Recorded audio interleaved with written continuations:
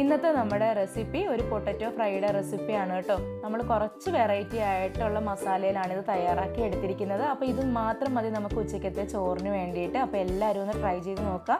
Video skip ചെയ്യാണ്ട് എല്ലാവരും മുഴുവനായിട്ട് കാണാൻ വേണ്ടിയിട്ട് ശ്രദ്ധിക്കുക കേട്ടോ. നമ്മൾ ഇതിന് വേണ്ടിയിട്ട് ഒരു 3 പൊട്ടറ്റോ എടുത്തിട്ടുണ്ട്. അത് ഒരു മീഡിയം സൈസിലാണ് എടുത്തിരിക്കുന്നത്. നല്ലതുപോലെ തൊലിയൊക്കെ കളഞ്ഞ് ഇതുപോലെ കട്ട് ചെയ്തതിന് ശേഷം കുറച്ച് വെള്ളം ഒഴിച്ചിട്ട് ഒന്നിട്ട് വെക്കാം. ഒരു 5-6 മിനിറ്റ് അത്ര തന്നെ മതിയാകും. ഇനി ഒരു പാൻ വെക്കുക. അതൊന്ന് ചൂടായി വരുന്ന സമയത്ത് ഏകദേശം ഒരു 1.5 ടേബിൾ സ്പൂൺ അളവിൽ വെളിച്ചെണ്ണ ചേർത്ത് കൊടുക്കുക. വെളിച്ചെണ്ണ നല്ലതായിട്ട് ചൂടായി വരുന്ന സമയത്ത് നമുക്കതിലേക്ക് 1 ടീസ്പൂൺ അളവിൽ കടുക് ചേർത്ത് കൊടുക്കാം. കടുകെല്ലാം നല്ലതുപോലെ ഒന്ന് പൊട്ടി വരണം. അതിനുശേഷം നമ്മൾ അതിലേക്ക് ഒരു 1/4 ടീസ്പൂൺ അളവിൽ നമ്മുടെ ചെറിയ ജീരകമാണ് ചേർത്ത് കൊടുക്കുന്നത്. ക്യുമിൻ സീഡ്സ് അതൊരു 1/4 ടീസ്പൂൺ കൂടെ ചേർത്തിട്ട് നമുക്കൊന്ന് വെയിറ്റ് ചെയ്യാം. അപ്പോൾ ഇത് രണ്ടും കൂടെ ഒന്ന് മിക്സായി വരുന്ന സമയത്ത് നമുക്കൊരു 4-5 വെളുത്തുള്ളി ഒന്ന് ചെറുതായിട്ട് അരിഞ്ഞെടുത്തതാണ്. അപ്പോൾ അതുകൂടെ ചേർത്തിട്ട് നമുക്ക് നല്ലതുപോലെ ഇതെല്ലാം കൂടെ ഒന്ന് റോസ്റ്റ് ആക്കിയിട്ടെടുക്കണം. വെളുത്തുള്ളിയുടെ പച്ചമണമൊക്കെ മാറുന്നത് വരെ നമുക്ക് നല്ലതുപോലെ ഇതെല്ലാം ഒന്ന് റോസ്റ്റ് ആക്കിയിട്ടെടുക്കാവേ. വളരെ പെട്ടെന്ന് തന്നെ നമുക്ക് തയ്യാറാക്കി എടുക്കാൻ പറ്റുന്നതുമാണ് കേട്ടോ ഈ ഒരു റെസിപ്പി. ഇനി ഇതിനകത്തേക്ക് നമ്മൾ നേരത്തെ അരിഞ്ഞു വെച്ചിരുന്ന ആ ഒരു കിഴങ്ങുണ്ടല്ലോ, അതൊന്ന് ചേർത്ത് കൊടുക്കാം. അതിൻ്റെ വെള്ളമൊക്കെ ഒന്ന് കളയുമ്പോഴത്തേക്ക് നിങ്ങൾക്ക് കാണാൻ പറ്റും, ഒരു ലൈറ്റ് ഷെയ്ഡായിട്ടുണ്ടാവും ആ ഒരു വെള്ളം. അപ്പോൾ അതിന് വേണ്ടിയിട്ട് ആ ഒരു സ്റ്റാർച്ച് കുറച്ച് പോകാൻ വേണ്ടിയിട്ടാണ് നമ്മൾ വെള്ളത്തിലേക്ക് ഒന്ന് കുറച്ച് നേരം ഇട്ട് വെക്കുന്നത്. ഇനി ഇതെല്ലാം ആ ഒരു എണ്ണയിൽ കിടന്ന് നന്നായിട്ടൊന്ന് മുരിഞ്ഞു വരണം. ഏകദേശം ഒരു 4 മുതൽ 5 മിനിറ്റ് വരെ സമയമെടുക്കും ഇതെല്ലാം ഒന്ന് നന്നായിട്ടൊന്ന് മുരിഞ്ഞു വരാൻ വേണ്ടിയിട്ട്. നമ്മൾ നോൺ സ്റ്റിക്ക് പാനാണ് വെക്കുന്നതെങ്കിൽ ഇടയ്ക്കിടയ്ക്ക് മാത്രം ഒന്ന് ഇളക്കിൽ കൊടുത്താൽ മതിയാകും. അപ്പോൾ നമ്മൾ ഓരോ സൈഡ് ഒന്ന് കളർ ചേഞ്ചായി വരുന്നതായിട്ട് കാണാൻ പറ്റും. ഇനി നമ്മൾ ഇതിലേക്ക് കുറച്ച് ഉപ്പ് കൂടെ ചേർത്തിട്ട് വേണം ഇനി നമ്മളിത് വറുക്കാൻ വേണ്ടിയിട്ട് വെച്ച് കൊടുക്കാൻ.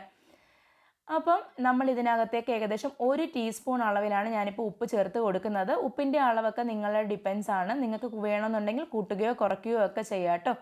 അപ്പോൾ അതുകൂടെ ചേർത്തിട്ട് നമുക്ക് നല്ലതുപോലെ ഒന്നുകൂടെ ഒന്ന് ഇളക്കി എടുത്ത് കൊടുക്കാം.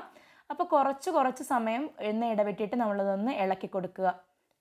ചെറുതായിട്ട് ഇതുപോലെ ഒന്ന് കളർ മാറി വരുന്ന സമയത്ത് നമുക്കിതൊരു മീഡിയം ടു ലോ ഫ്ലെയിമിൽ വെച്ചതിന് ശേഷം നമുക്കിതിനകത്തേക്ക് പൊടികൾ ചേർത്ത് കൊടുക്കാം. ഒരു 1/4 ടീസ്പൂൺ അളവിൽ മഞ്ഞൾപ്പൊടിയാണ് ചേർത്ത് കൊടുക്കുന്നത്. കൂടെ തന്നെ ഒരു 2 ടീസ്പൂൺ അളവിൽ നമ്മുടെ മുളക് പൊടി കൂടി ചേർത്ത് കൊടുക്കാം. ഞാനിവിടെ കാശ്മീരി മുളക് പൊടിയാണ് എടുത്തിരിക്കുന്നത്. നമ്മുടെ കയ്യിൽ സാധാരണ മുളക് പൊടിയാണ് ഉള്ളതെന്നുണ്ടെങ്കിൽ 1 ടീസ്പൂൺ മതിയാകും കേട്ടോ. അല്ലെന്നുണ്ടെങ്കിൽ എരിവ് ഒരുപാട് അങ്ങ് കൂടിപ്പോകും.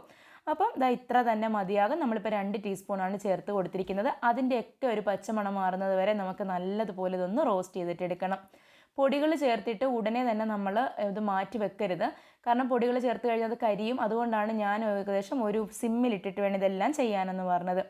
ഇനി നമ്മളിതിലേക്ക് ഒരു 1/4 ടീസ്പൂൺ അളവിൽ വലിയ ജീരകം അല്ലെന്നുണ്ടെങ്കിൽ പെരിഞ്ജീരകത്തിൻ്റെ പൊടിയാണ് ചേർത്ത് കൊടുക്കുന്നത്. അതൊരു 1/4 ടീസ്പൂൺ അത്ര തന്നെ മതിയാകും. അതിൻ്റെ രുചിയൊന്നും നമുക്ക് ഒരുപാട് മുന്നിട്ട് നിൽക്കണ്ട. അതുകൊണ്ടാണ് ഒരു 1/4 ടീസ്പൂൺ അളവിൽ ചേർത്താൽ മതി എന്ന് പറഞ്ഞത്. ഇനി ഇതെല്ലാം കൂടെ നല്ലതുപോലെ ഒന്ന് മിക്സായി വന്നിട്ടുണ്ട്. ഒരു കാര്യം പ്രത്യേകം ശ്രദ്ധിക്കണം, കിഴങ്ങ് ഒരുപാട് വെന്തുടഞ്ഞു പോകരുത്. ഇനി ഇതിലേക്ക് ഒരു പിഞ്ച് നമ്മുടെ കായത്തിൻ്റെ പൊടിയാണ് ചേർത്ത് കൊടുക്കേണ്ടത്.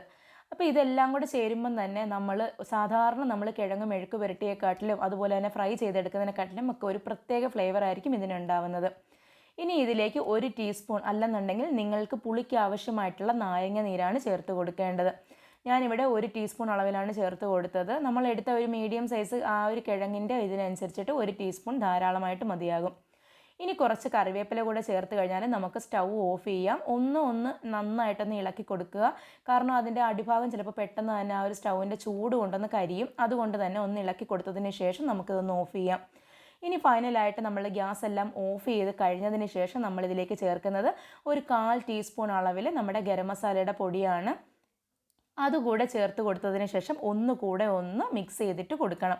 അപ്പോൾ ഇത്രയേ ഉള്ളൂ. വളരെ പെട്ടെന്ന് നല്ല ടേസ്റ്റിയുമായിട്ട് തയ്യാറാക്കി എടുക്കാൻ പറ്റുന്ന ഒരു പൊട്ടറ്റോ ഫ്രൈഡ് റെസിപ്പി എല്ലാവരും ട്രൈ ചെയ്ത് നോക്കണം.